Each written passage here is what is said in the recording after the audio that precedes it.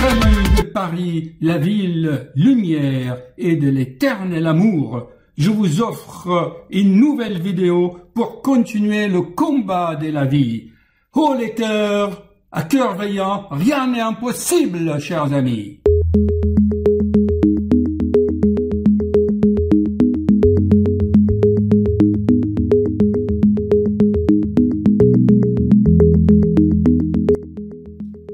Chers amis, il y a 2 ans, quand j'ai créé ma chaîne YouTube, je n'utilisais pas de logiciel de montage.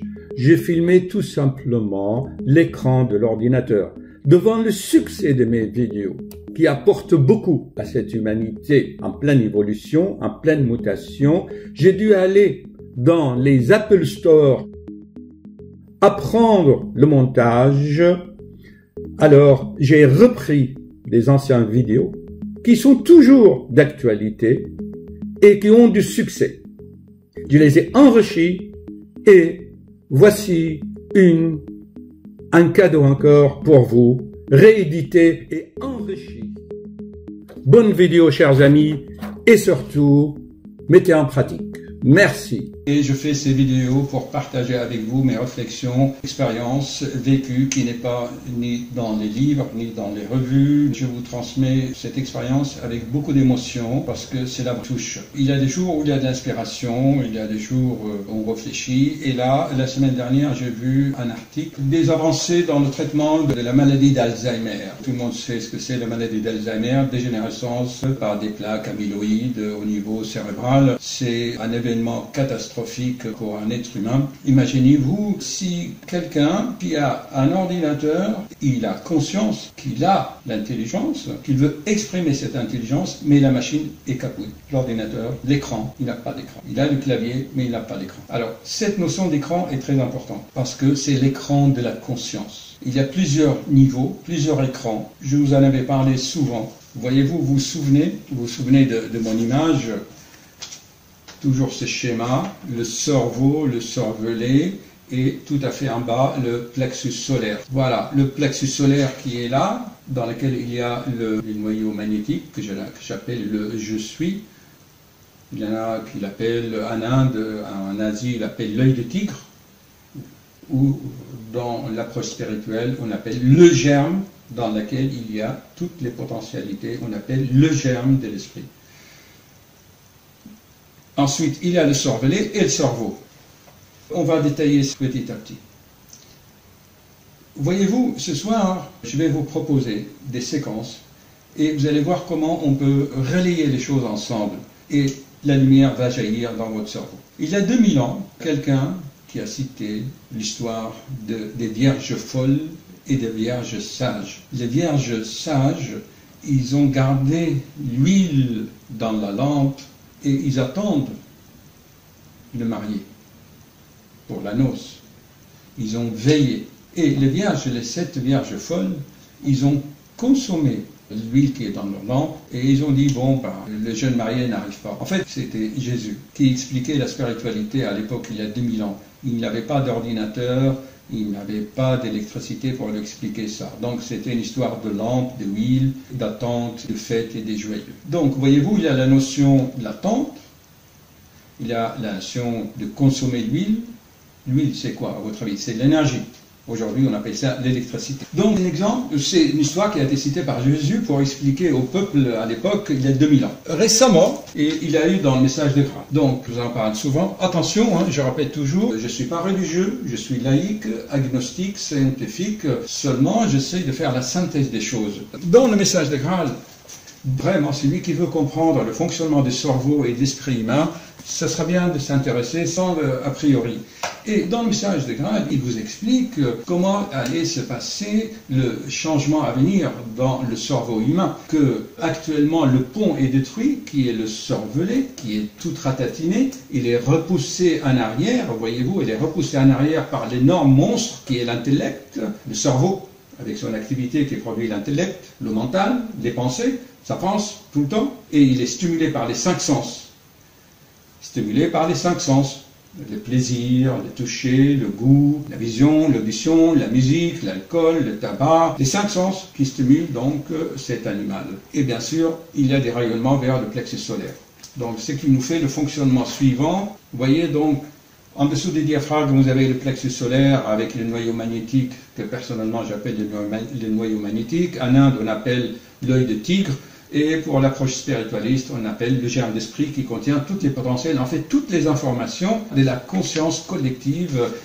L'article dans le journal, c'était à propos de la maladie d'Alzheimer. Et je me suis dit, pourquoi ne pas faire la synthèse? On reprend, il y a 2000 ans, il y a quelqu'un qui a parlé de lampe, d'énergie, et le siècle dernier, il y a le message de Ral qui vous dit clairement, qui vous explique clairement pourquoi actuellement le cerveau humain est malade et hypertrophié, dysfonctionne. Et la terminologie d'une mutation, c'est Krishnamurti qui en parle. Si vous avez été à Los Angeles, enfin dans les années 68, là avant sa mort, dans les années 1982-1984, Krishnamurti a donné des conférences en Amérique, près de Los Angeles. Lui, il parle d'une mutation dans le cerveau humain.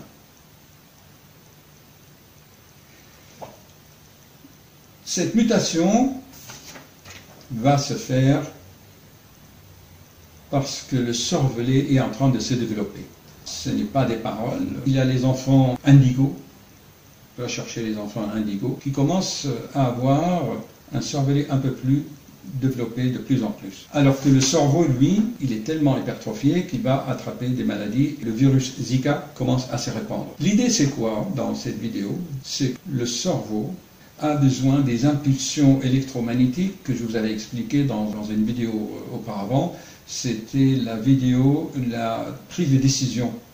Je vous expliquais l'électrogénèse et les ondes électromagnétiques qui irradient en partant du plexus solaire. Je détaille un peu pour vous préparer à comprendre les vidéos qui vont suivre et faire les liens entre les choses. Donc on a dit que le noyau magnétique envoie des impulsions par le plexus solaire qui atteint le cervelet et ensuite le cerveau. 3 étages. N'oubliez pas, cette notion va vous aider à comprendre ce qui va se passer. Là, le plexus solaire va envoyer ces radiations électromagnétiques, des ondes, pour le cervelet, et c'est l'écran de votre conscience. Et le cerveau aussi va les recevoir. Et quand il s'arrête de penser, eh bien, l'échauffement des circuits va renvoyer les images au cervelet, c'est les rêves. On expliquera les rêves plus tard. Donc, ayez cette idée.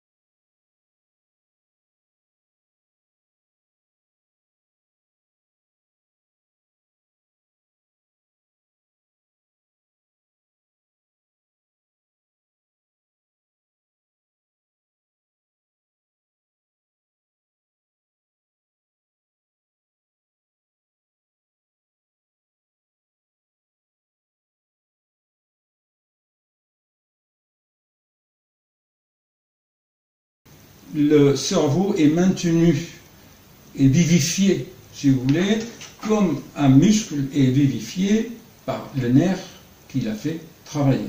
Les paralytiques, par exemple, les gens qui ont des hémiplégies, ils n'ont plus les influx nerveux qui vont aller dans les nerfs, donc les muscles s'atrophient puis ils se contractent, vous voyez. Le cerveau aussi, c'est à peu près ça. S'il ne reçoit pas des impulsions, une certaine vibration, une certaine fréquence dans le champ magnétique, eh bien, il vieillit. Je pense que c'est l'explication qui va venir dans les années qui vont. Et je vais vous dire comment. Là, les chercheurs vont trouver des médicaments pour stimuler le cerveau. Il en a actuellement. J'ai pas mal de patients qui en ont. Je ne vous parle pas des effets secondaires. Donc, on essaie de stimuler le cerveau par des molécules chimiques qui vont agir sur les neurotransmetteurs, les synapses. Au lieu de chercher les potentiels que l'être humain lui-même peut générer, qu'est-ce qu'ils font? Les laboratoires, eh ben, ils vont développer des substances chimiques pour vous vendre, comme il fait Monsanto.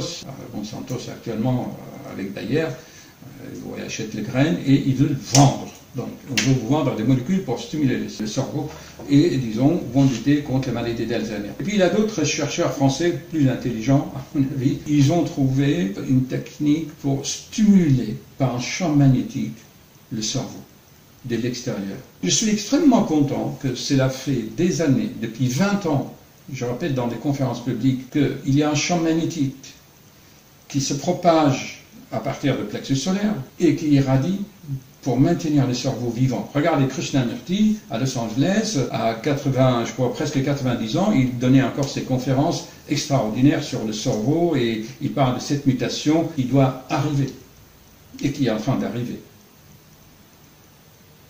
Les chercheurs français, ils ont trouvé une technique pour stimuler le cerveau par un champ magnétique de l'extérieur, alors que l'être humain peut le faire lui-même. Je vous l'avais expliqué dans mes vidéos. Pour stimuler le cerveau, il n'y a pas 36 solutions. C'est stopper l'égoïsme, diminuer les plaisirs des 5 sens et développer la bienveillance et mettre des fleurs sur le chemin de votre collègue de travail. Il n'y a pas 36 solutions. L'empathie, la bienveillance, la compassion, cela développe l'intelligence du cœur. Le cœur, vous allez voir dans la vidéo, développe ce champ magnétique qui maintient l'œil de tigre ou les germes de l'esprit dans le plexus solaire. Vous allez voir qu'il y a une certaine logique dans tout cela et je suis vraiment content de vous transmettre cela. Je vais vous mettre la première vidéo. Vous voyez, Alzheimer, les dernières avancées.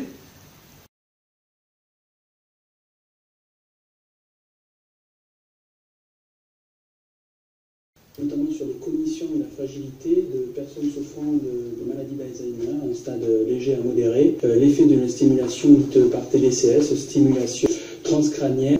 Qui est d'une faible amplitude. Hein. Voilà, un courant d'intensité qui va être appliqué pendant plusieurs minutes. Alors voilà, je vous interromps un petit peu, mais enfin, pour mieux comprendre exactement ce que vous faites, je vous propose un reportage en images à l'hôpital Esquirol, dans l'unité de neurostimulation où vous allez démarrer votre étude.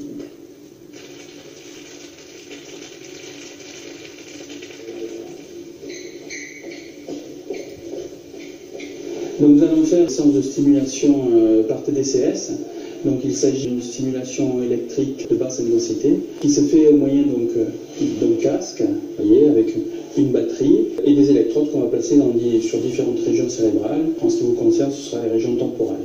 Et il y a 2 électrodes, une anode et une cathode, qu'on humidifie au sérum physiologique.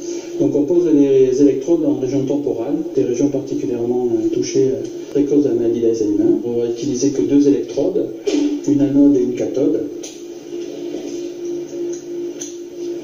Les autres électrodes sont utilisées dans d'autres protocoles ou éventuellement quand on veut un tracé encéphalographique, ce qui n'est pas le cas dans les protocoles. La séance de stimulation va démarrer, elle va durer une vingtaine de minutes. Au niveau temporal, le courant rentre par l'anode, les régions en rouge, et sort par la cathode, les régions en bleu. C'est un courant électrique de basse intensité, hein, donc de l'ordre de 2 mA. L'idée étant de moduler l'excitabilité des zones cérébrales, en particulier celles qui sont le plus touchées au stade initial de la maladie d'Alzheimer. Il y a des études, notamment souvent sur de petites populations de cas qui montrent une efficacité dans la maladie d'Alzheimer, mais également des études qui montrent un effet, y compris pour améliorer l'apprentissage chez les personnes saines, et également dans les modèles animaux, notamment de souris. L'idée, c'est d'avoir un effet pérenne de cette technique, et c'est pour ça que dans ce protocole, on va utiliser une vingtaine de séances de simulation qui ont déjà été faites dans la littérature et qui montrent qu'il n'y a pas de problème, notamment de tolérance ou d'acceptabilité pour les patients. Brigitte, ça va? Oui, ça a picoté, mais là c'est le bonnet maintenant qui me chauffe un petit peu. Mais les effets indésirables les plus souvent relatés sont des sensations de picotement pendant la séance. Il n'y a pas d'effets indésirables majeurs recensés dans la littérature. J'ai pas eu de douleur.